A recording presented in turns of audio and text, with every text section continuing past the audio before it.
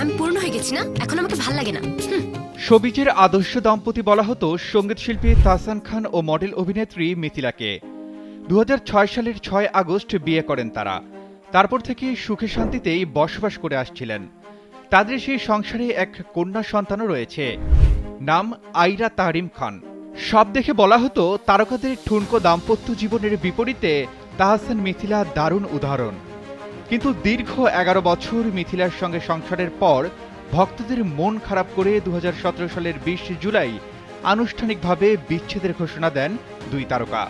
এরপর 2019-এর ডিসেম্বরে পরিচালক সৃজিত মুখোপাধ্যায়কে বিয়ে করেন মিথিলা। অবশেষে দ্বিতীয় বিয়ের সানাই বাজল তাহসান খানের। ভক্তরা ধরে নিয়েছিলেন মিথিলার সঙ্গে বিচ্ছেদের পর তাহসান আর বিয়ে করবেন না। হয়তো একমাত্র মেয়ে আইরাকে নিয়ে একাই কাটিয়ে দিবেন বাকিটা জীবন।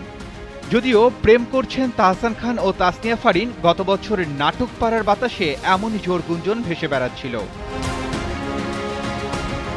কিন্তু এবারে সব জল্পনা কল্পনা ছাড়িয়ে একেবারে সবাইকে চমকে দিয়ে বিয়ের পিড়িতে হাজির তাহসান।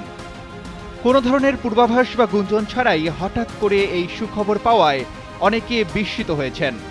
মেকআপ আর্টিস্ট রোজা আহমেদের সঙ্গে গাঁটছড়া বাঁধছেন দেশের জনপ্রিয় এই সঙ্গীতশিল্পী ও অভিনেতা। শনিবার সকাল থেকেই সামাজিক যোগাযোগ মাধ্যমে তাহসান ও রোজা আহমেদের বিয়ের আয়োজনের একাধিক ছবি ছড়িয়ে পড়েছে। নবদম্পতিকে শুভেচ্ছা জানাতে নেটিজেনদের মধ্যে উত্তেজনা ও ভালোবাসার ঢল নেমেছে।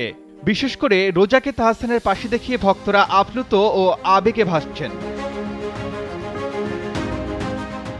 রোজা আহমেদ নিউ ইয়র্ক বিশ্ববিদ্যালয় থেকে পড়াশোনা শেষ করার পর সেখানে রোজাস ব্রাইডাল মেকওভার নামে একটি রূপসজ্জার প্রতিষ্ঠান গড়ে তোলেন।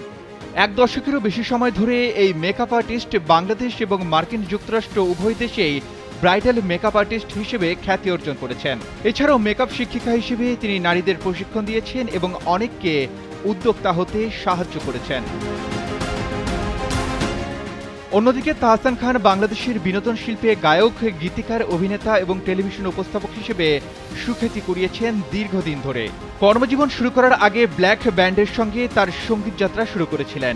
এটি তার শাস্ত্রীয় এবং আধুনিক সঙ্গীতের অনন্য মিশ্রণের জন্য পরিচিত।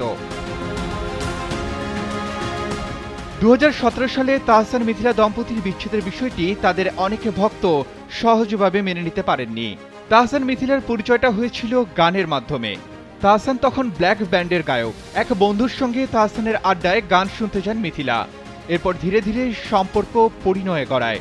অবশেষে মিথিলার সাথে বিচ্ছেদের প্রায় 8 বছর পর আবারও বিবাহ বন্ধনে আবদ্ধ হয়ে রোজা আহমেদের সঙ্গে নতুন অধ্যায় শুরু করতে যাচ্ছেন তাহসান।